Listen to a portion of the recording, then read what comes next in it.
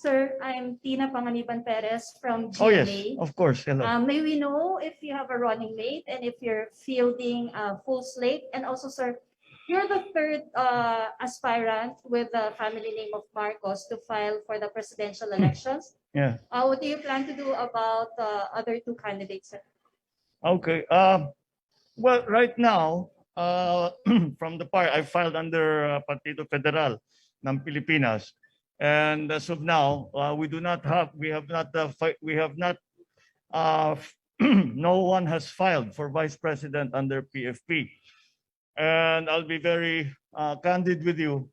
The reason why that is that the original plan was for us to adopt PRRD for our vice presidential candidate. Pero sa mga nangyari noong nakaraang Sabado, nagbago lahat ng plano. Kaya't ngayon, nagkukonsulta kami, yung partido, at siyempre lahat ng mga ating mga ibang kasamahan na kung anong dapat gawin and what do we do now. And so that is where it is. Yung sa Senado naman, we will be providing you with a list of our senatorial candidates in the very near future, within days from now. Kung mapupuno ang yung 12 na punong slate, I cannot say for sure yes, but at the very least, siguro we will field 7, 8, maybe 9 candidates at the very least. Baka mabuo pa nga yung 12. Sorry?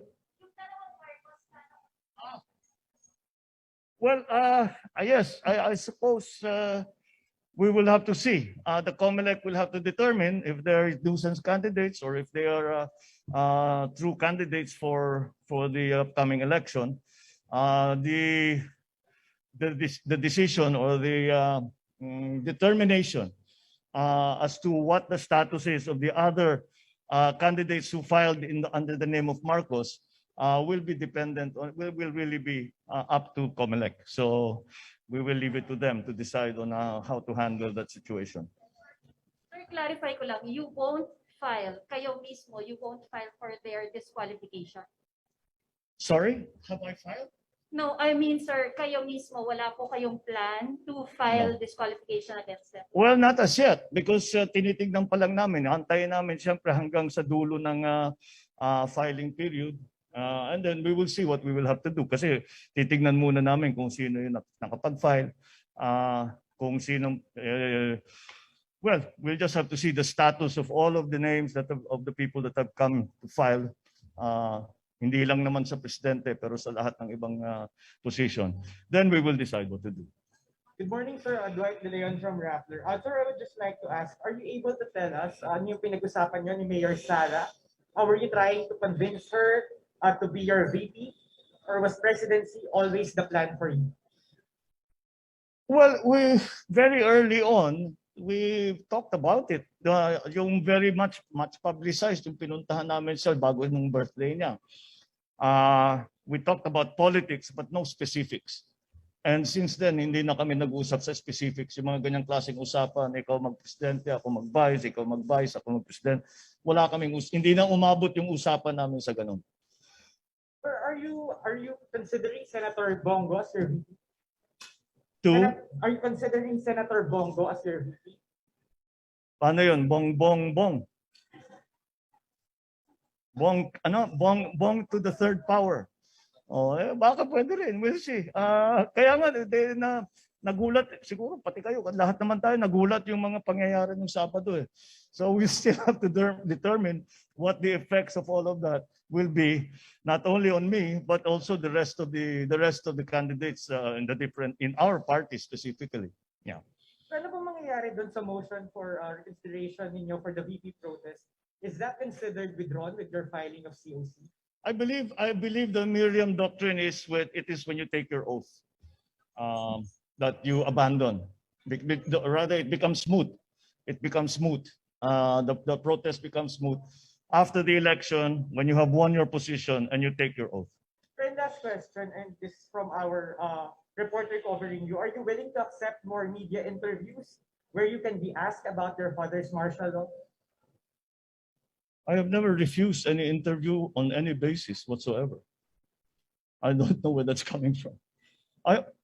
When have I refused to answer questions about anything? So if we ask po sana for an interview with you, you would accept.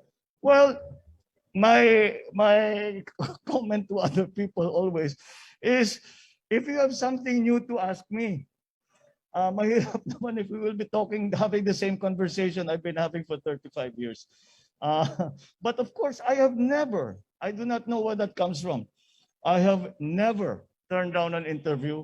I have never specified the subjects that we have to talk about. Well, sir, we'd just like to ask you about, for instance, your conviction of your mother for 7 counts of graft. I You don't. and your siblings were named beneficiaries of Oh, not.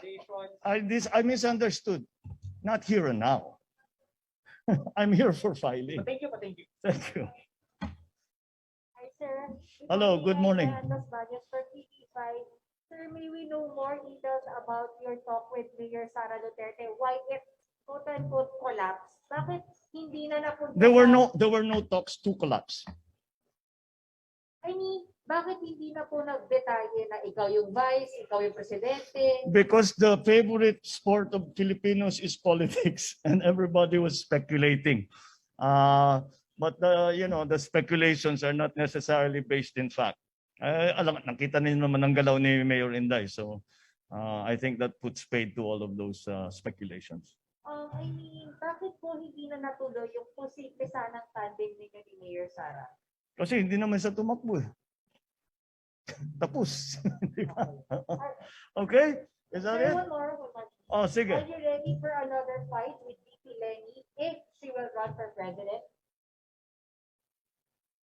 No, I do not have any fight with VP Lenny. I'm running for president. I'm not fighting against anyone. I mean, another round of election, of campaigning, fight meaning I don't. We have Senator Ping is filing as we speak. So it's not going to be that kind of election. Marami kami. Ready kayong maka-face-to-face ulit makasama sa election si VP Lenny? I would not file my certificate of candidacy if I was not ready to campaign, if I was not ready to answer all your questions, and so I am ready to answer your questions. I'm ready to campaign, and that's what we're going to do.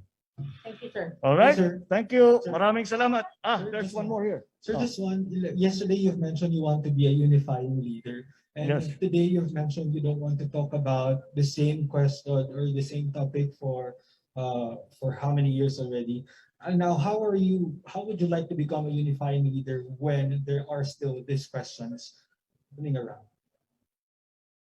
In my view, those questions have all been answered. So we unify now in the face of the COVID crisis, in the face of the economic crisis. That is what I am talking about when I say a unifying leadership.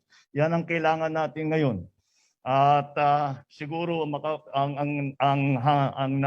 hangarin ko, ang layunin ko ay makapagbigay ng tinatawag nga na unifying leadership para magkaisa ang mga Pilipino, harapin natin itong COVID, harapin natin ang pag-ahon at pagbukas ng ating ekonomiya. Yun ang aking layunin. Yun ang ating pangarap para dito sa. That is why I call it a unifying leadership, because it requires leadership at a leadership that unifies the country, does not polarize the country. All right, sir. Thank you. Thank you. Magandang umaga.